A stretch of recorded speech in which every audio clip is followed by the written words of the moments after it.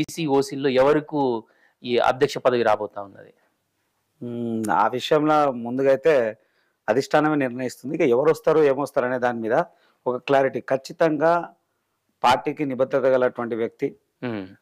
సంఘ బ్యాక్‌గ్రౌండ్ నుంచి వచ్చే వ్యక్తికి మాత్రమే భారతీయ జనతా పార్టీ అవకాశాలు ఇచ్చేటువంటి అవకాశం ఉంది. అయితే కొంతమంది రకరకాల మాటలు వింటా ఉన్నాం, రకరకాలు చేస్తా ఉన్నాం. ఏదైనా పార్టీ తుది నిర్ణయమే తప్ప వీళ్ళు, వాళ్ళు అనేటువంటి పరిస్థితులు లేవు. హ్మ్. అయితే ఈడ డబుల్ ఇంజన్ సర్కార్ అనేటువంటి కాన్సెప్ట్‌లో భారతీయ జనతా పార్టీ ఉన్నది. హ్మ్. కేంద్ర నాయకత్వం అదే ఆలోచిస్తా ఉంది. ఉత్తరాదిన బలంగా వెళ్ళిపోయినా గానీ, దక్షిణాదిన కొంత పుంజుకోవడానికి సమయం, ఇది రైట్ సమయం కాబట్టి కొంత ఆలోచించి, సరే వాళ్ళు వీళ్ళని కాదు, సరైనటువంటి వ్యక్తి ఉండాలనేటువంటి భావన ఉంది. ఒకవేళ మళ్ళా ఇస్తే బండి సంజయ్ గారు కూడా అనొచ్చు, లేదా ఇంకెవరనేది ఇంకా నిర్ణయం పూర్తి నిర్ణయం కాలేదు. తెలంగాణలో డబుల్ ఇంజన్ సర్కార్ రావాలని కోరుకుంటా ఉంది. కేంద్రంలో ప్రధానమంత్రి కూడా బీసీ సామాజిక వర్గం, రాష్ట్ర అధ్యక్షుడు కూడా బీసీ అవుతారు అని చెప్పేసి చాలా మంది అంటూ ఉన్నారు. With Google Workspace, you can create a Gmail account with your own domain and branding. అంటూ ఉన్నారు. జరగచ్చు, దాంట్లో కూడా ఏది అతీతం అనేది కాదు. మేము కూడా ఏమనుకుంటున్నాం అంటే బీసీ ముఖ్యమంత్రి అని గతంలో చెప్పినాం. బీసీ ముఖ్యమంత్రి అన్నాము, బీసీ ముఖ్యమంత్రి వస్తాడు అని ఎక్స్పెక్ట్ చేసినాము. కానీ ప్రజల్లో ఆ స్థాయి గుర్తింపు రాలేకపోయింది. దానికి గల కారణాలు, ఆపోజిషన్ ఉన్నటువంటి పార్టీ ఏదైతే బీఆర్ఎస్ కానీ కాంగ్రెస్ కానీ రాజ్యాంగాన్ని రద్దు చేస్తాం, రాజ్యాంగాన్ని మారుస్తాం అనేటువంటి దుష్ప్రచారాన్ని ప్రజలకు తీసుకుపోయినప్పుడు కొంత వ్యతిరేకత తెలియకనే కనబడి సహజంగా జరుగుతుంది. కొంచెం అది జరిగింది. కొంచెం ఇంపాక్ట్ పడ్డది కాబట్టి కొంత ఇది. లేకుంటే మేము అనుకునే స్థాయిలో మంచి మెజారిటీ వచ్చేటువంటి, మేము 35 నుంచి 40 స్థానాలు ఎక్స్పెక్ట్ చేసినాం. సరిగ్గా తిప్పికొట్టలేకపోయినారు కదా, రాజ్యాంగాన్ని మారుస్తుంది బీజేపీ అధికారంలోకి వస్తే అన్నటువంటి విమర్శను మీరు దాన్ని తగ్గఫరిగా తిప్పికొట్టలేకపోయినరా? దాంట్లో కొంత వైఫల్యం చెందినాం. దాన్ని అయితే మేము మనస్ఫూర్తిగా ఒప్పుకుంటాము. దానికి గల కారణాలు కూడా, కానీ ప్రధానమంత్రి స్థాయిలో ఉన్నటువంటి నరేంద్ర మోడీ గారు చెప్పారు, అమిత్ షా గారు కూడా చెప్పారు. అయినా కానీ ప్రజలకు వెళ్ళిపోవడానికి కొంత సమయం పట్టింది. అంటే ఆ ఒకటే కారణాలు కాదు, రకరకాల కారణాలు ఉండొచ్చు. రకరకాల కారణాల్లో మేము అనుకునేంత స్థాయి మెజారిటీ రాలేకపోయాం. కానీ నెక్స్ట్ మాత్రం మీరు మొదటి నుంచి చూడండి, 6% ఉన్నటువంటి ఓటింగ్ నుంచి అలా 12% నుంచి మళ్ళీ పార్లమెంట్ రాగానే 22-23%కి ఖచ్చితంగా కనబడతా ఉంది. భవిష్యత్తులో డబల్ ఇంజన్ సర్కార్ తెలంగాణ రాష్ట్రంలో రాబోతుంది. దాంట్లో ఏమాత్రం సందేహం లేదు. డబల్ ఇంజన్ సర్కార్ తెలంగాణలో పక్కా, దాంట్లో ఏమాత్రం లేదు. అందుకు మీ ప్రయత్నాలు ఏంటిది? ఇప్పటి నుంచి ఏం చేస్తున్నారు? తెలంగాణలో బీజేపీ బలోపేతానికి మీ పార్టీ కావచ్చు, మీరు కావచ్చు, మీ అనుబంధ సంస్థలు కావచ్చు, ఎలాంటి యాక్టివిటీస్ చేస్తున్నారు? 365 days 365 రోజులు అనేక ప్రాంతాల్లో అనుబంధ సంస్థలు, పార్టీకి ఉన్నటువంటి అనుబంధ సంస్థలే కానీ లేదా పార్టీ కానీ ప్రజల పక్షాన నుండి అనేకమైనటువంటి కార్యక్రమాలు చేస్తున్నారు. స్థానికంగా ఉన్నటువంటి సమస్యల మీద స్థానికంగా ఉన్నటువంటి నాయకులు నిలదీస్తా ఉన్నారు, ప్రజలు ఇదైతా ఉన్నారు. అసెంబ్లీ సాక్షిగా మా ఉన్నటువంటి 8 మంది అష్టశక్తులుగా, 8 మంది అమ్మవార్ల శక్తి ఎట్లుందో ఆ శక్తిగా మా వాళ్ళు ఖచ్చితంగా దాంట్లో ప్రదర్శిస్తున్నారు. తప్పకుండా సరైనటువంటి ప్రభావం కనబడుతుంది. కాబట్టి మేము ఖచ్చితంగా రేపు జరగబోయేటువంటి స్థానిక ఎలక్షన్లలో మంచి రిజల్ట్ ఉంది. స్థానిక ఎలక్షన్లో పెద్ద ఎత్తున కనబడేటువంటి అవకాశాలు కనబడుతున్నాయి. పూర్వం మీరు చూడండి, ఒక 10 సంవత్సరాలు 15 సంవత్సరాలు తెలంగాణ ఉద్యమం కన్నా ముందు నుంచి కూడా కొంత బీజేపీ తెలంగాణ ఉద్యమంలో కొంత పుంజుకొని దాని తర్వాత ఇలా గ్రామీణ వాతావరణంలో కూడా భారతీయ జనతా పార్టీకి చాలా ఉందా? గ్రామ స్థాయిలో మీ క్యాడర్ ఉన్నదా? తప్పకుండా అండి, 100% ఉంది. అయితే క్యాడర్ ఉంది. ఆ క్యాడర్ ని ఓటర్ గా మార్చేటువంటి ప్రయత్నం ఇప్పుడు జరుగుతుంది. గత చాలా సంవత్సరాల నుంచి కూడా క్యాడర్ ఉంది. ఓటర్ గా మారేటువంటి ప్రయత్నం కొంత సమయం పట్టింది. ఈ మధ్య కాలంలో చాలా వరకు చేంజెస్ కనబడుతుంది. దానికి రిలేషన్ మొన్న మన పార్లమెంట్ ఎన్నికల్లో మీరు చూడవచ్చు. అసలు ఊహించిన స్థాయి కన్నా మేము అత్యధికమైనటువంటి స్థాయిలో కనబడ్డాం. అధికారం ఉన్నటువంటి కాంగ్రెసే ఒక సందర్భంలో ఇదైపోయినటువంటి పరిస్థితి. ఖచ్చితంగా భారతీయ జనతా పార్టీకి గ్రామీణ వాతావరణంలో కూడా బలమైనటువంటి క్యాడర్ ఉంది. కొన్ని గ్రామాలలో సర్పంచ్ స్థాయి నుంచి ఉన్నారు, జెడ్పీటీసీలు ఉన్నారు, ఎంపీటీసీలు ఉన్నారు, అందరూ ఉన్నారు. అయితే పూర్తిగా ఇది కావడానికి కొంత సమయం పడుతుంది. ఈ 5-6 నెక్స్ట్ 4 సంవత్సరాలు అంటే 6 నెలలు దాటిని 4.5 సంవత్సరాలు టార్గెట్ అదే. తప్పకుండా డబల్ ఇంజన్ సర్కార్. నిధులు, నీళ్లు, నియామకాలు అనే నినాదంతో గత ప్రభుత్వం 10 సంవత్సరాలు పాలన చేసింది. దాన్ని ప్రజలు వ్యతిరేకించినారు. దాన్ని పక్కన పెట్టి కాంగ్రెస్ పార్టీకి అధికారం ఇచ్చినారు. కాంగ్రెస్ పార్టీ మేనిఫెస్టోకు సంబంధించి ఎట్లాంటి ఇంప్లిమెంటేషన్ ఉంది అని అనుకుంటున్నారు? తగిన న్యాయం జరుగుతుందా? ఇంప్లిమెంటేషన్ అవుతున్నాయా? అది పూర్తిగా అసమర్థమైనటువంటి పాలన మనకు కనబడుతుంది. 6 గ్యారెంటీలు అన్నారు, 60 ఆంక్షలు. 6 గ్యారెంటీలు, 60 ఆంక్షలు. 6 గ్యారెంటీలకు 60 ఆంక్షలు. 13 హామీలు. ఆ 13 హామీలకి 130 కొండీలు ఉంటాయి. పెట్టెట్లుంటాయో తెలియదు. ఉచిత కరెంట్ అంటాడు, ఎవరికి ఇస్తాడు? దాని పారామీటర్ ఏంది, అది ఎట్లా ఇవ్వగలుగుతుండు, 200 యూనిట్ల వరకు ఉచిత కరెంట్ సరే ఆ 200 యూనిట్ ఎట్లా పారామీటర్ చేస్తాడు, ఏ రకంగా చేస్తాడు? నెలకి 200 అంటే 12 నెలలకి 2400 యూనిట్లు టాలీ చేస్తుండ్రా, నెల ఏ నెల చేస్తుండు, ఎవరికి ఇస్తుండు, మ్యాండేటరీ వైట్ రేషన్ కార్డా అనేది ఎక్కడ వీళ్ళు ఇచ్చినటువంటి పథకాల్లో ఈ 6 పథకాల్లో దేనికి కూడా సరైనటువంటి మ్యాండేటరీ లేదు. అంటే ప్రజాధనం దుర్వినియోగం. గత ప్రభుత్వం కూడా అధికారం కోసం, కుర్చీ కాపాడుకోనికి అధికారం కోసం ఉచిత హామీలు ఇచ్చి అనవసరమైనటువంటి పథకాలను పెట్టి ప్రజల్ని మభ్యపెట్టి ఓటేపించుకున్నారు. ఇప్పుడు కాంగ్రెస్ ప్రభుత్వం కూడా అదే చేస్తుంది. ఉదాహరణకు ఇప్పుడు ఇచ్చినటువంటి ఉచిత బస్సు, మేము ఉచిత ప్రయాణానికి వ్యతిరేకం కాదు, కానీ సరైనటువంటి పారామీటర్ ఉండాలి. నిజంగా కూడా ఉపయోగపడేటువంటి వ్యక్తి, మధ్యతరగతి పేదవాడు ఈ ప్రాంతం నుంచి ఆ ప్రాంతం పోయి వాడు ఉద్యోగం చేస్తున్నారు, ఒక మహిళనే అనుకుందాం, ఒక మహిళనే ఒక ప్రాంతం నుంచి ఒక 20 కిలోమీటర్లు ప్రయాణం చేస్తే ఆమెకు బస్ ప్రయాణానికి 25 రూపాయలు అయితే రాను పోను 50 రూపాయలు మిగులుతుంది, నెలకు 1500 మిగులుతుంది. ఆవిడ పర్వాలేదు, కానీ ఆర్థికంగా ఎఫెక్ట్ చేసేటోళ్ళు, ఎఫర్ట్ చేసేవాళ్ళు కూడా ఇవాళ ఉచితం అనే వరకు వాడు కూడా వాడుకుంటుండగా. నిజంగా కూడా ఎవరికి అవసరం వాళ్ళకి బస్ పాస్ చేయండి. మేము బాల్యంలో చూసినాం, స్కూల్ టైంలో ఉన్నప్పుడు ఈ ఏజ్ వరకు ఫ్రీ బస్ పాస్ ఉండే, దాని తర్వాత వచ్చే వరకు 140, 150 ఉండి 3 నెలలకు బస్ పాస్ ఉండే. నిజంగా ఉచిత ప్రయాణం చేసేవారు ఎవరికి అవసరం వాళ్ళకి ఇవ్వండి. ఇవాళ ప్రజాధనాన్ని దుర్వినియోగం చేయడానికి పెడుతున్నటువంటి పథకాలే తప్ప పూర్తిగా ఇంప్లిమెంట్ లేదు. మళ్ళీ అది మాట్లాడనుకో బీజేపీ వ్యతిరేకమా, మహిళల వ్యతిరేకమా? వ్యతిరేకం కాదు. మీరు ఇస్తున్నటువంటి పథకాల్లో ఎంతవరకు ఎలిజిబిలిటీ ఉంది, అది ఎంతవరకు ఉపయోగపడుతుంది, దానివల్ల పేద మధ్య తరగతి వారికి ఎంత ఉపయోగపడుతుంది, దుర్వినియోగం కూడా అవుతుంది కదా. ఆ దుర్వినియోగాన్ని అరికట్టాల్సిన బాధ్యత ప్రభుత్వం ఉంది. అదే కాదు, ప్రతి విషయంలో 500 గ్యాస్ అన్నారు, ఎవరికి ఇచ్చిరో తెలియదు. ఏకకాలంలో రుణమాఫీ అన్నాడు, దాన్ని కట్ చేసి తీసుకొని వచ్చిండు. మొన్న ఆగస్టు 15 అన్నాడు. అవును, వీళ్ళిద్దరు ఆట ఆడుతున్నారు, కాంగ్రెస్ గాని బీఆర్ఎస్. ఉచిత బస్సుకు సంబంధించి కేటీఆర్ చేసినటువంటి కామెంట్స్ తీవ్ర విమర్శలకు దారితీసింది. మహిళలకు క్షమాపణ చెప్పాలి అని చెప్పి కాంగ్రెస్ పార్టీ మంత్రులు అంటా ఉన్నారు. అంటే అందులో మెయిన్ గా సీతక్క గారు అనేటువంటి అంశం, కొండ సురేఖ సీత, నేను కూడా దాంట్లో కొంత నేను ఏకీభవిస్తాను. నేను ఈ రోజు కాదు, కొంత ఏకీభవిస్తాను. నేను చైల్డ్హుడ్ లో మనం కూడా ప్రయాణం చేసినప్పుడు దూర ప్రయాణం ఉంటే హోంవర్క్ చేసుకున్నాం, బస్సులో కూర్చొని హోంవర్క్ చేస్తాం. కొంత చదువుకునేటప్పుడు చదువుకున్నాం, ఎగ్జామ్స్ ఉంటే చదువుకున్నాం. ఇప్పుడు మహిళల ప్రయాణం మనం ఆమె బీడీలోనే చేస్తుంది, ఇస్తరాకులనే కుడుతుంది, ఉండలే చేస్తుంది. కానీ ఇస్తరాకులు కుట్టడానికి పోతుందనే తప్పు పడతాం. దాన్ని మేము కూడా తీవ్రంగా ఖండిస్తున్నాం. అట్లా హేళన చేసి మాట్లాడాల్సింది అవసరం లేదు. అది ఏదైనా కానీ సరే, వారు ఆ ప్రాంతం నుంచి ఆ ప్రాంతం వెళ్ళాలి, ఆ పోయేటువంటి సమయాన్ని కూడా వినియోగించుకుంటానే దాంట్లో ఏకేపిస్తాం. దాంట్లో ఏమాత్రం ఉచిత పథకాలు బీజేపీ వ్యతిరేకము అని అంటూ ఉంటారు.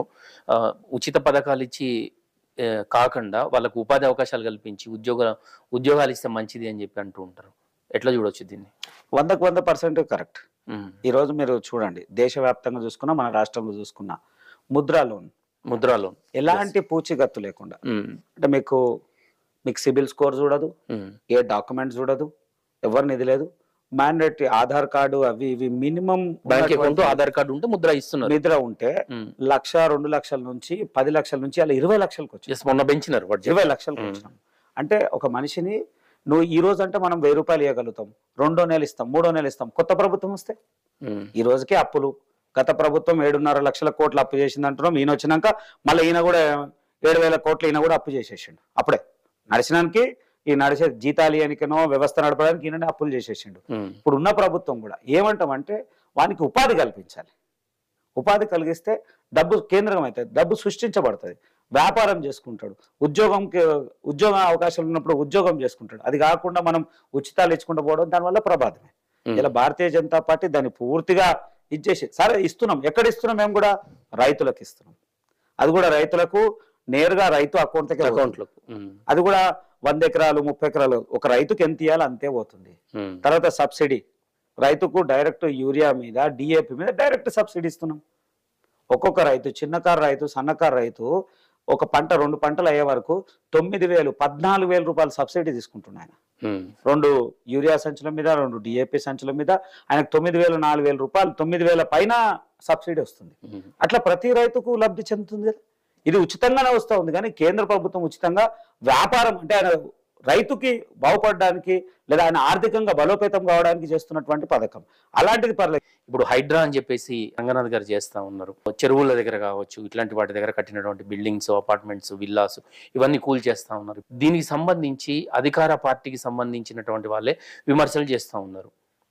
దాని మీద భారతీయ జనతా పార్టీ మా నాయకుడు కూడా అన్నారు. నేనైతే స్వాగతిస్తున్నా దీన్ని. ఒక హైదరాబాద్ ప్రాంతంగా భాగ్యనగర్ ఉన్నటువంటి బిడ్డగా ఇక్కడ అభివృద్ధి చూడాల్సినటువంటి అవసరం ఉంది. నేను స్వాగతిస్తున్నా. ఇప్పుడు కాదండి, మనం ఒక 40, 50, 60, 70 సంవత్సరాల క్రితం కూడా చూసుకున్నా గొలుసు కట్టు చెరువులు అనేవి ఉండే. ఒక చెరువు నిండితే ఇంకో చెరువుకు యథావిధిగా నీళ్ళు వచ్చి లేదా అట్లా వచ్చుకుంటూ వచ్చేసి ఉన్నటువంటి ప్రాంతాలు మొత్తము తెలంగాణ రాష్ట్రంలో 197 చిన్న చిన్న చెరువులు ఉండే. 197 చెరువు 190 ఇలా 54 అయినాయి. 54 మెయిన్ గా గ్రామీణ ప్రాంతాల్లో కాదు, పేరున్నటువంటి జర ఇచ్చేసేటివి. మన రంగారెడ్డి హైదరాబాద్ చుట్టూన్నాడు దాంట్లో, తెలంగాణ రాష్ట్రంగా రంగారెడ్డి కాలి భాగ్యనగరం చుట్టూన్నటువంటి. ఇవాళ పరిస్థితి ఏమైంది? 54 ఎక్కడెక్కడ కనుమరుగైపోయినాయి ఎక్కడైనా తెలియదు. గొలుసుకట్టు చెరువుల వల్ల ఒక చెరువు నిండి ఇంకో చెరువు నిండినప్పుడు నీళ్లు పుష్కలంగా ఉండే. ఆ రోజుల్లో గండిపేట నీళ్లు తాగినాం. జనాభా పెరిగిపోయిన తర్వాత అది పూర్తిగా ఇది అయిపోయినా హుసేన్ సాగర్, హిమాయత్ సాగర్కి వచ్చినాం. హిమాయత్ సాగర్ నుంచి ఇప్పుడు పోయినాం. లాస్ట్ కృష్ణా నుంచి నీళ్లు తెచ్చుకొని తాగేటువంటి పరిస్థితి వచ్చినాం. మొన్న వీళ్ళు అన్నారు ఒక ప్రాంతం నుంచి ఎత్తిపోయడం ఏంది? ఎత్తిపోతల పథకం. అరే ఈ ఎత్తిపోత అంటే వీళ్ళు ఎత్తనికనే అయిపోయింది, వీళ్ళు పైసలు ఎత్తుకోనికనే అయిపోయింది. ఏ ప్రాజెక్ట్ చేసినా కాళేశ్వరం అనేటువంటి దాని మీద కాళేశ్వరం ముసుగుల కేటీఆర్ ఫ్యామిలీ కోట్లాది రూపాయలు తినేసి. కాళేశ్వరం అన్నారు కాబట్టి కాళేశ్వరంలో అవినీతి జరిగింది అని చెప్పి దాని మీద ఈ రోజు నుంచి విచారణ జరగబోతా ఉంది. నిజంగా కాళేశ్వరంలో అవినీతి జరిగిందంటారా? చిన్న స్థాయి విచారణగా అవినీతి కాదండి, కోట్లాది రూపాయలు అవినీతి జరిగింది. ఆయన లక్ష ఎకరాలకు ఇస్తానప్పుడు అక్కడ భౌగోళికంగా ఎంత ఉంది, ఎంత వాటర్ లెవెల్ ఉంది, ఎంత టీఎంసీ వస్తే ఎంత మనం అవుట్ఫ్లో చేయగలుగుతాము, ఎంత ఇన్ఫ్లో చేయగలుగుతాం అనేటువంటి బేసిక్ నాలెడ్జ్ కూడా లేకుండా అయితే మళ్ళీ అది ఎందుకో ఆయనకే తెలవాలి. ఒక ఇంజనీర్ని మనమే ఒక ప్రాంతాన్ని జనరల్గా చెప్తా ఉన్నాం, మనమే ఒక ఇల్లు కొనుక్కుంటే ఆ ప్రాంతంలో సాయిల్ టెస్ట్ చేసి ఏ రకమైనటువంటి సాయిల్ ఉంది, అలా మనం ఎంత డెప్త్లో పోవాలి, ఒకవేళ పిల్లర్ కన్స్ట్రక్టెడ్ చేయాలా లేదా మనం పైల్స్ వేసుకోవాలా లేదా కిందనే బేస్ వేయాలనేటువంటి మినిమం ఇంగిత జ్ఞానం చూసుకొని ఒక ఇంజనీర్ తర్వాత ఇంకో ఇంజనీర్ని అడిగి కట్టి చేస్తాం. దాన్ని ఎందుకు 40-50 ఏళ్ళు ఉండేది.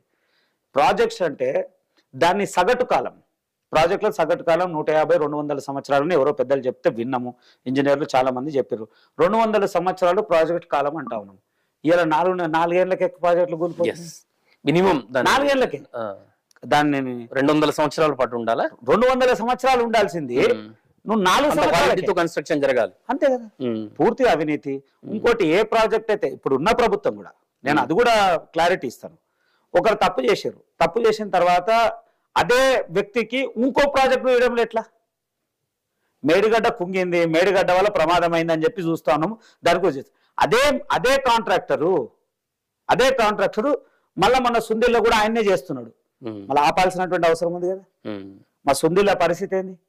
అరే కనీసము వచ్చేటువంటి ఫ్లోని ఆపే పరిస్థితి కూడా లేకుంటే ఎట్లా? ఇంకేం మనం చేయలేదు. వచ్చే దాన్ని ఆపే పరిస్థితి కూడా లేనప్పుడు ఒకవేళ అట్లా ఏముందనుకో ప్రభుత్వం ఆలోచించాలి కదా. వెంటనే ఇచ్చేసేటువంటి పరిస్థితుల్లో ఏమైంది? కోట్లాది రూపాయలు ప్రజాధనం దుర్వినియోగం, దాని తర్వాత ఏమైంది? ఒకవేళ నేనైతే క్లియర్గా చెప్తాను, మొన్న గతంలో కూడా చాలా సందర్భాలు చెప్పినా, ఇప్పుడున్న ప్రభుత్వం చాలా సందర్భాల్లో కేసీఆర్ మాట్లాడినప్పుడు కూడా వాళ్ళు ఏమన్నారు? మేమేదైనా అవినీతి చేస్తే పట్టుకోండి, తీయండి, విచారణకు రెడీ ఉన్నాం, దానికి రెడీ ఉన్నాం, దీనికి రెడీ ఉన్నాం. ఆయన చాలాసార్లు కేసీఆర్ అన్నాడు, కేటీఆర్ అన్నాడు, బాగా చెప్తే చెప్పిండు. హరీష్ రావు ఒక్కడే అనలే, వీళ్ళిద్దరు ఎప్పుడైనా అన్నారు. రేవంత్ రెడ్డి కూడా ఒక మాట అన్నాడు, మీరు తిన్న 1,00,000 కోట్లు కక్కిస్తా అన్నాడు. మళ్ళీ ఏడ కక్కిస్తాడు, ఎప్పుడు కక్కిస్తాడు? ఇప్పుడు ఆయన ఏడ కక్కిస్తాడు, ఎప్పుడు కక్కిస్తాడు ఆయన చెప్పాలి. కక్కియడం కాకుండా వీళ్ళిద్దరు కూడా ఒకరి మీద ఒకరు అనుకొని టైం వేస్ట్ అవుతుందని ఎక్కడలేదు. ఖచ్చితంగా కోట్లాది రూపాయల అవినీతి కేసీఆర్ ఫ్యామిలీ చేసింది. దాన్ని బయట పెట్టాల్సినటువంటి అవసరం రేవంత్ రెడ్డి మీద, కాంగ్రెస్ ప్రభుత్వం మీద ఉంది. చాలా సందర్భాలు అన్నాడు ఆయన, ఇలా అధికారం ఉంది ఏమంటలేడు. కొంతమంది అధికారుల మీద ఇదే రేవంత్ రెడ్డి చాలా సందర్భాలు మాట్లాడిండు. వీళ్ళు అవినీతి పరులు, వీళ్ళు కేసీఆర్ మనుషులు, కేసీఆర్ ఎట్లా చెప్తే అట్లా ఉంటాడు అని చెప్పి వీళ్ళు అట్లనే కొనసాగుతున్నారు. అధికారంలో లేనప్పుడు రేవంత్ రెడ్డి మాట్లాడిన మాటలు వేరు, అధికారంలోకి వచ్చిన తర్వాత చర్యలు ఏవీ లేవు అని మీరు అంటున్నారు. భారతీయ జనతా పార్టీ, బీఆర్ఎస్, కాంగ్రెస్ ఈ 3 పార్టీలు ప్రజల్ని అయోమయానికి గురి చేస్తున్నాయి. ఒక పార్టీ ఒక దాంట్లో కలిసిపోతా ఉంది అని చెప్పి, అసలు ఏ పార్టీ ఎందులో కలుస్తా ఉంది? భారతీయ జనతా పార్టీ మాత్రం క్రిస్టల్ క్లియర్గా ఉంది, దాంట్లో ఏమాత్రం సందేహం లేదు. కావాలని అంటే మళ్ళా ప్రజల అటెన్షన్ గ్యాప్ చేయాలనుకుంటుండా ఏమనుకుంటుందో తెలియదు. ఏదో స్కామ్ చేస్తుండా, స్కామ్ బయటికి రావద్దని రేవంత్ రెడ్డి చెప్పిండా తెలియదు. బీజేపీలోకి పోతారు, బీజేపీలో విలీనం అయిపోతుంది. విలీనం అయిపోయిన తర్వాత ఎవరికి కవితకు బెయిల్ వస్తుంది, కవితకి బెయిల్ వస్తుంది, లేదా వీళ్ళకి మంత్రి పదవులు వస్తాయి, ఈయన గవర్నర్ అవుతాడు. అరే హాస్యాస్పదం అండి, హాస్యాస్పదం. ఆ పార్టీ వాడు చెప్పిండా మేము చెప్పినామా? ఈయనకెట తెలుస్తుంది, ఈయనకెట తెలుస్తుంది? మా పార్టీ చెప్పలేదు, ఆ పార్టీ చెప్పలేదు, ఈయన చెప్తా ఉండు. దానికి ఒక టీం తయారైపోయి, ఒక మీడియా ఛానల్ తయారైపోయి ఏదో బ్రేకింగ్ న్యూస్ అన్నాడు. ఏమా వారం అయిపోయింది కదా, ఆయన బ్రేక్ అని వారమా? ఈయన చెప్పి 2 రోజులే బ్రేక్ అయిపోయింది, ఏది లేదు. మేమంటున్నాం ఇంకా ఇవాళ రేపు. ఎందుకంటే గతంలో ఈ నీళ్ళంతా కూడా కాంగ్రెస్ నీళ్ళే. ఏవి? కేసీఆర్ అంతా కాంగ్రెస్ నీళ్ళే. ఇవాళ కాకుండా రేపైనా కాంగ్రెస్ లోనే పోవచ్చు. ఎందుకంటే మా బండి సంజయ్ గారు కూడా అన్నారు నిన్న, మా బండి సంజయ్ గారు పోతే ఆయన కాంగ్రెస్ లో పోవచ్చు, మా దగ్గరకు వచ్చే ప్రసక్తే లేదు, మా దగ్గరకు వచ్చే ప్రసక్తే లేదు. పోతే ఆయన మళ్ళీ కాంగ్రెస్ కే పోవాలి. ఎందుకు? తెలంగాణ ఉద్యమం అప్పుడు విలీనం చేస్తాడు, పోయిండు, సాష్టాంగం చేసిండు కదా. సోనియా గాంధీ ముందు సాష్టాంగం చేసిండు, ఫ్యామిలీ మొత్తం ప్యాకేజ్ ఫోటో దిగిండు, మళ్ళీ రాగానే మాట మార్చిండు. ఒకవేళ ఎప్పుడైనా విలీనం జరిగితే బీఆర్ఎస్ పార్టీ బలహీన పడిపోయి రాష్ట్రంలో అధోగతి పరిస్థితి అయిపోతే పోతే కాంగ్రెస్ లోకి పోవచ్చు, కానీ బీజేపీకి వచ్చే ప్రసక్తి అసలే లేదు. ఒకసారి దేశ రాజకీయాలను చూసుకున్నట్టయితే బంగ్లాదేశ్ అల్లర్ల గురించి, బంగ్లాదేశ్ లో మైనారిటీల పైన జరుగుతున్న దాడుల్ని ఎట్లా చూడొచ్చు? అధికారంలో కేంద్రంలో మీ పార్టీ ఉంది, ఎట్లాంటి చర్యలు తీసుకుంటుంది? మొన్న మోదీ గారు ఆగస్టు 15 స్పీచ్ లో కూడా బంగ్లాదేశ్ అంశాన్ని మాట్లాడడం జరిగింది, దాన్ని ఎట్లా చూడవచ్చు? హిందువుల పట్ల జరుగుతున్న దాడుల్లో భారతీయ జనతా పార్టీ మొదటి నుంచి కూడా ఖండిస్తున్నటువంటి దాఖలు ఉన్నాయి, వెన్నుదన్ను నిలబెట్టే దాఖలు ఉన్నాయి. ఆడ జరిగిన ప్రొటెక్స్ట్ వేరు, ఇప్పుడు జరుగుతున్న అంశం వేరు. దీని వెనకాల అక్కడ ఉన్నటువంటి ప్రతిపక్షం లేదా అక్కడ ఉన్న లా అండ్ ఆర్డర్ మిలిటరీ చాలా సార్లు అక్కడ మిలిటరీ రోల్ చేసింది. చాలా సందర్భాల్లో ఈ ప్రభుత్వం ఆ ప్రభుత్వం ఉన్న అక్కడ 2 ప్రభుత్వాలలో ఒక ప్రభుత్వం పోతే ఇంకో ప్రభుత్వం, ఆ 2 ప్రభుత్వాలకు వారధిగా ఎప్పుడు ఎవరిని దించినా మళ్ళీ మిలిటరీ ఆటోమేటిక్ రూల్ చేయడం, మళ్ళీ వీళ్ళకి అనుసంధానంలోనే రావడం. ఇప్పుడు దౌర్భాగ్యమైనటువంటి పరిస్థితి ఏమంటే ఇన్ని సంవత్సరాలు ఎప్పుడు కూడా హిందువుల మీద ఎప్పుడు జరగలేదు. కానీ ఇప్పుడు పర్టికులర్లీ అక్కడ ఉన్నటువంటి ప్రభుత్వం వ్యతిరేకమైనటువంటి ప్రభుత్వం, అక్కడ వాళ్ళు ఏంది ఇస్లామిక్ కంట్రీగా చలామణి కావాలనేటువంటి ప్రయత్నంలో చేస్తున్న భాగంలో అక్కడ హిందువుల మీద భయంకరమైన దాడులు జరుగుతున్నాయి. దాన్ని భారతీయ జనతా పార్టీ తీవ్రంగా ఖండిస్తుంది. వలసలు ఎంతో మంది వస్తూ ఉన్నారు, దాన్ని కూడా వ్యతిరేకిస్తూ ఉన్నాం. ఒకటే 2 దేశాల మధ్యన సారథ్యం ఉండేటువంటి పరిస్థితులలో ఇంత వైవిధ్యాన్ని తీసుకొని వస్తున్నారు, ఏందో మాకు కూడా పూర్తిగా అర్థం కాలే. కానీ భారతీయ జనతా పార్టీ దాన్ని తీవ్రంగా ఖండిస్తుంది. ఖచ్చితంగా అక్కడ ఉన్నటువంటి హిందువుల పక్షాన నిలబడుతుంది. కోవిడ్ సమయంలో కూడా బంగ్లాదేశ్కి మనం ఎంత చేసినామో తెలుసు. మన శత్రు దేశానికి కూడా మనం సహాయం చేసినటువంటి గుణం ఉన్నటువంటి భారతదేశం. ఇలా కూడా ఒకటే చెప్తా ఉన్నాం, అనేక వేదికల ద్వారా, చాలన ద్వారా, ప్రజల ద్వారా ఒకటే చెప్తా ఉన్నాం. ఆ లౌకిక దేశం ఉన్నటువంటి బంగ్లాదేశ్లో ఇక్కడ ఒకవేళ తిరుగుబాటు చేయాలనుకుంటే అక్కడ ఉంటే ఇక్కడ పరిస్థితి ఏంది? ఒకవేళ మేము బంగ్లాదేశ్ లో జరిగిన పరిస్థితి భారత్ లో కూడా రాబోతుంది త్వరలోని కొంతమంది అంటున్నారు. మూర్ఖత్వాలు, ఎవడో చాదస్తవాదులు, చాతగానోడు అంటుండంట. నేను ఈడ ఆ పరిస్థితి లేదు, కోసి కారం పెడతాం. అట్లేం లేదు. ఈడ ప్రతి ఈ భాగ్యనగరంలో కానీ తెలంగాణలో కానీ ప్రతి ఇంటి బిడ్డ ఒకడు ధైర్యవంతుడు ఉన్నాడు, తిరిగివాడు ఉన్నటువంటి పరిస్థితి లేదు. కోసి కారం పెడతాం. అట్లాంటి పరిస్థితులు ఇక్కడ రావు. ఎవడో ఒకరిద్దరు మాట్లాడినా కానీ ఇవాళ కూడా చెప్తా ఉన్నా నేను, మీరు పోయి చూడండి, చార్మినార్ నడిబొద్దున కూడా ఎంతో మంది హిందువులు వ్యాపారం చేస్తున్నారు. వాళ్ళు 100 మంది ఉంటే మనోడు ఒక్కడే ఉంటాడు. ధైర్యంగా వ్యాపారం చేస్తలేమా? ధైర్యంగా ఉంటలేమా? కొన్ని సందర్భాలు జరుగుతుండొచ్చు. అలాంటి పరిస్థితులు భారతదేశానికి అసాధ్యం. అది అంత భయపడేటువంటి ప్రభుత్వం కాదుగా.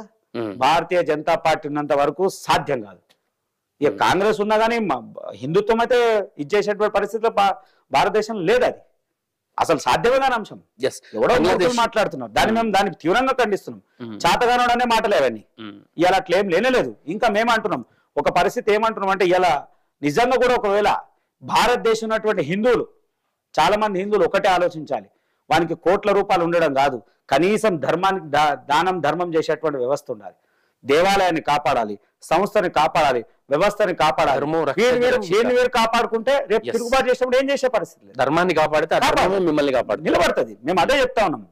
ఇలా మధ్యతరగతి పేదవాడు కాదు, నిజంగా కూడా మీరు విశ్వ హిందూ పరిషత్ కానీ, బజరంగ్ దళ్ కానీ, హిందూ ఆర్గనైజేషన్లు ఎన్ని ఆర్గనైజేషన్లు ఉన్నాయి, అందరు మధ్యతరగతి పేదవాడు ఉన్నాడు. డబ్బున్నోడు ఎవడు రాడే.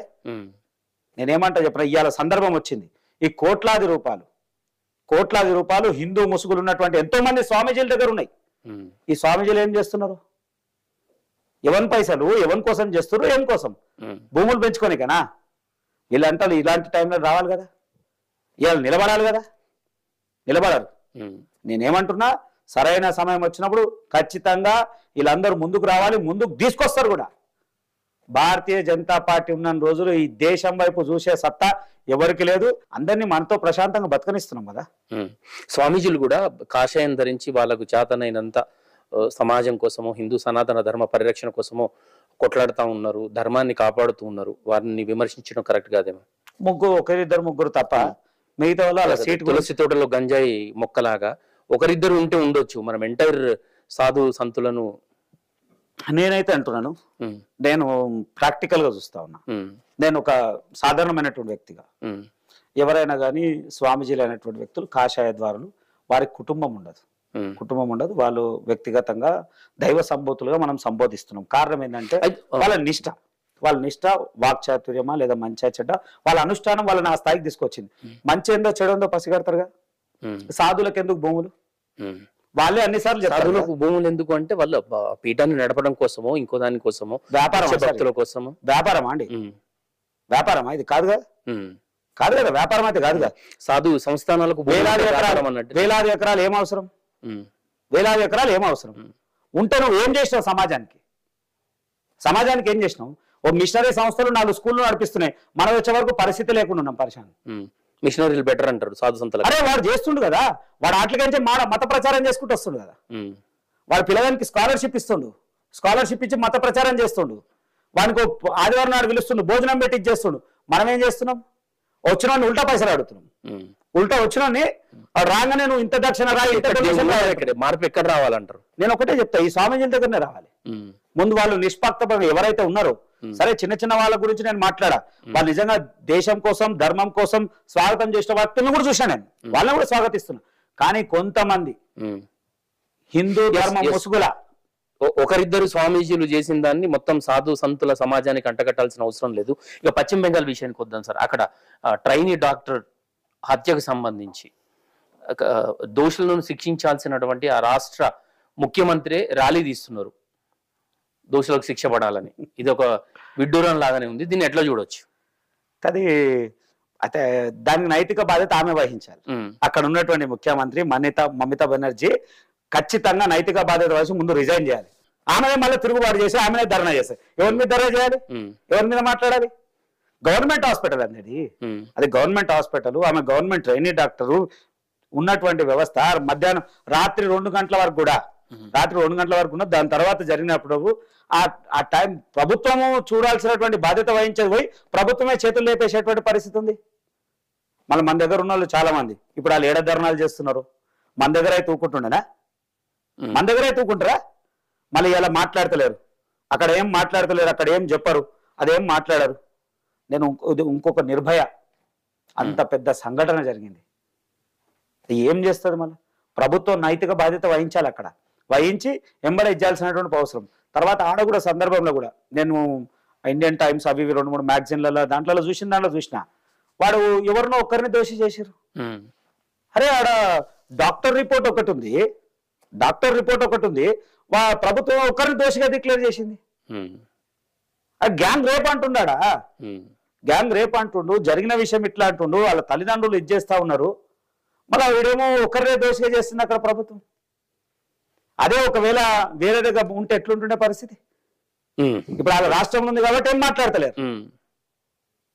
ఇలా నేను కొంతమంది చాలా తెలుసు సోకాల్ లీడర్లు, సందర్భం వచ్చినప్పుడు ఏదో చేస్తారు, మళ్ళీ ఒక్కసారి కూడా ఏం చేస్తలేరే? ఇవాళ ఒకటే, అదే ఒకవేళ భారతీయ జనతా పార్టీ ప్రభుత్వం మీద ఉంటే ఓ ఎన్ని మాట్లాడుతున్నాయి, ఎవరు మాట్లాడుతారు? IMA ఇండియన్ మెడికల్ అసోసియేషన్ కూడా డిమాండ్ చేస్తూ ఉంది. వైద్యుల మీద కావచ్చు, ఆ సిబ్బంది మీద కావచ్చు, ఇట్లాంటి దాడులు ఇట్లాంటివి అరాచకాలు జరిగినప్పుడు వాళ్ళకు రక్షణకు ఒక చట్టం తీసుకురావాలని అంటుంది. మాటల వరకేమో అయితే ఉన్నాయి, ఎప్పుడు కానీ చేతల్లో వచ్చినటువంటి ప్రభుత్వం. ఇక చట్టాల గురించి మాట్లాడాలనుకుంటే చట్టం మనకు అనుకూలంగా మారుతా ఉన్నాయి. ప్రతి చట్టం అది ఏ పార్టీకి అతీతం, అది భారతీయ జనతా పార్టీ కానీ, కాంగ్రెస్ కానీ, ఇప్పుడున్న BRS కానీ, ఎవరైనా మన అనుకూలంగా మార్చుకుంటా ఉన్నారు. మనకు అన్ని తెలుసు, అన్ని చట్టాలు ఉన్నాయని తెలుసు. హెల్మెట్ పెట్టుకోకుంటే ఫైన్ అని తెలుసు, తాగి డ్రైవ్ చేస్తే గిదని చెప్పి తెలుసు.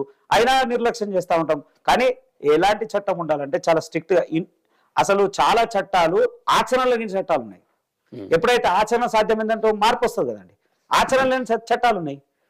చాలా సందర్భాలు మనం మాట్లాడినాం, ఈ నాయకుడు అందులో పోతున్నాం, ఆ నాయకుడు పోతున్నాము. అరే చట్టం ఉంది కదా, ఒక్కసారన్నా సీరియస్గా నువ్వు ఎమ్మెల్యే అయినా ఈ పార్టీ నుంచో ఈ పార్టీ తీసి పడేస్తున్నారా అని అంటే ఇంకోటి చేయడు ఆ పని. ఎప్పుడు చేయవు కదా, చేయనప్పుడు ఏమైపోతుంది, అలసిగా తీసుకుంటారు. మళ్ళీ ఒక చిన్న ఇది మొన్న చూద్దాం, ఆయన కాంగ్రెస్ BRS మీద గెలిచిండు. ఆయన దానం నాగేందర్ BRS మీద గెలిచి కాంగ్రెస్ లో పోయి మళ్ళీ ఆయన వచ్చి కాంగ్రెస్ పార్టీ MP టికెట్ గా పోటీ చేస్తాడా, రాజీనామా చేయకుండా? అరే ఇదే కన్యాయం. పోనీ ఆయనకి ఇస్తే వాళ్ళ మనిషి ఉంటాడు కదా, కాంగ్రెస్ పార్టీకి సంబంధించిన స్పీకర్ ఉన్నాడుగా, దాన్ని ఆమోదించాడు, దాని మీద మాట్లాడు, కోర్టు పోతే అది కాలయాపన. మళ్ళీ 5 సంవత్సరాల తర్వాత తీర్పు వస్తుంది ఆయనకు. ఏమని? ఆయన డిస్క్వాలిఫై అని, పుణ్యకాలం అయిపోయింది. ఎమ్మెల్యే పదవికి డిస్క్వాలిఫై అంటారు. అప్పటికి ఆయన 5 ఏళ్ళు కాలం అయిపోతుంది. అంటే చట్టాన్ని కూడా దుర్వినియోగం ఎట్లా చేయాలో నేర్చుకున్నటువంటి వ్యక్తులు ఖచ్చితంగా ప్రతి చోట చేస్తా ఉన్నారు. రాష్ట్ర విషయానికి వచ్చినట్టయితే రాష్ట్రంలో ఖచ్చితంగా BJP రాబోయే రోజుల్లో అధికారంలోకి వస్తుంది, డబల్ ఇంజన్ సర్కార్ వస్తుంది అంటారు. తప్పకుండా 100%. రేపు మేయర్ కూడా కొడుతున్నాం, మేయర్ కూడా కొడుతున్నాం. లాస్ట్ టైం 46 అన్నాం కదా, ఇవాళ కొడుతున్నాం. ఆ భయంలోనే మనోడు మళ్ళీ కొత్త గేమ్ ఆడుతున్నాడు రేవంత్ రెడ్డి. ఏం ఆడుతుండు?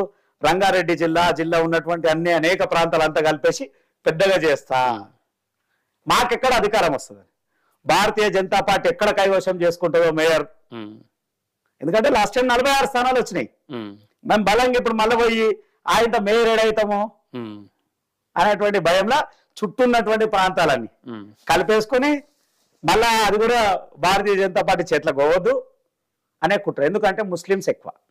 మీరు చుట్టూ ప్రాంతాల్లో చూసుకుంటే పాడి షరీఫ్ కానీ, మీకు బాలాపూర్ కానీ, ఆ ప్రాంతం అంతా కానీ, ఇక్కడ కానీ, ఇవంతా కూడా మైనారిటీస్ ముస్లిమ్స్ ఉన్నటువంటి ప్రాంతాలన్నీ కూడా మళ్ళీ ఇవన్నీ అయిపోతాం. మళ్ళీ కాంగ్రెస్ మా చేతులకే మేయర్ ఉంటది, ఎక్కడ చేయి జార్చుకోవద్దు అనేటువంటి ప్రయత్నంలో అందులో కూడా కుట్ర. కానీ ఎన్ని జరిగినా భారతీయ జనతా పార్టీ రేపు మేయర్ కూడా గెలుస్తున్నాము, చాలా చోట లోకల్ బాడీ స్థానాల్లో బలంగా గెలుస్తాము. వచ్చే ప్రభుత్వం ఖచ్చితంగా డబల్ ఇంజన్ సర్కార్. భారతీయ జనతా పార్టీ అధికార ప్రతినిధిగా ఉన్న ప్రేమ్ గాంధీ పైరవీలు కూడా బాగా చేస్తారు అంటే నాకేం తెలియదు. నేను నా పార్టీ ఆఫీస్ చుట్టే తిరిగే పరిస్థితి లేదు. సరే పైరవీల కాడికానంటే నేను ఇప్పటివరకు కూడా నా స్వతహాగా నేను చేసుకున్నటువంటి విషయాలు ఎక్కడ లేదు. నేను పార్టీ ఆఫీస్కి ఏదైనా పార్టీ ఈ పలానా కార్యక్రమం అంటే ఇచ్చేయడమే తప్ప పైరవీలు అనేటువంటి పరిస్థితి లేదు. ఏ ప్రభుత్వ కార్యాలయం చుట్టూ తిరిగిన దాఖలాలు లేవు.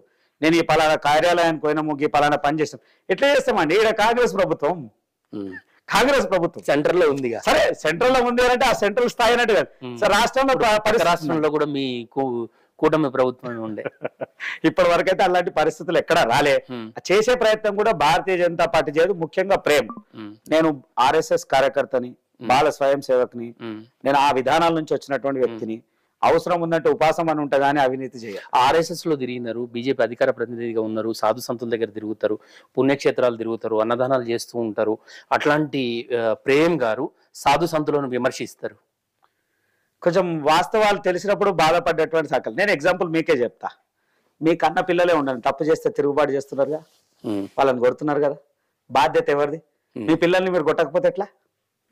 నేను అట్లే అంట. అదే జరుగుతుంది అన్యాయం. ఎగ్జాంపుల్ మీరే చెప్తా. నేను ఒక 28-29 సంవత్సరాల నుంచి మాలేస్తున్నా.